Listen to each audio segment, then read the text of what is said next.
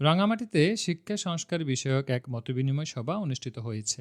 বাংলাদেশ শিক্ষক সমিতির রাঙামাটি জেলা শাখার সভাপতি মাইনুদ্দিন ভূঁইয়ার সভাপতিত্বে এবং সাধারণ সম্পাদক শিবলি কান্তি চাকমার সঞ্চালনায় অনুষ্ঠানে প্রধান অতিথি ছিলেন রাঙামাটি সংসদীয় আসনে বিএনপি মনোনীত প্রার্থী ও বিএনপির জাতীয় নির্বাহী কমিটির সহধর্ম বিষয়ক সম্পাদক অ্যাডভোকেট দীপেন দেওয়ান। সবাই শিক্ষক প্রতিনিধিরা শিক্ষা ব্যবস্থার নানা সমস্যা তুলে ধরেন এবং এর সমাধানে নির্বাচনে পরিবর্তনের আকাঙ্ক্ষা ব্যক্ত করেন। শিক্ষকরা জানান, পাহাড়ের দুর্গম ভৌগোলিক অবস্থান, সীমিত প্রাতিষ্ঠানিক সুবিধা এবং শিক্ষকদের অপ্রতুল সুযোগ সুবিধার কারণে এখানকার শিক্ষা ব্যবস্থা এখনও জাতীয় গড়ের তুলনায় অনেক পিছিয়ে।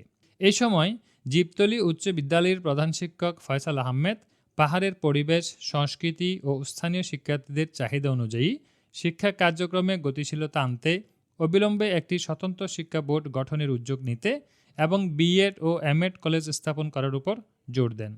নির্বাচিত হলে অবশ্যই শিক্ষা খাতকে অগ্রাধিকার দিয়ে কাজ করা এবং শিক্ষকদের সুযোগ সুবিধা নিশ্চিত করার সাথে শিক্ষকদের দাবিগুলো পূরণের সর্বোচ্চ চেষ্টা চালাবেন বলেও প্রতিশ্রুতি দেন দীপেন দেওয়ান।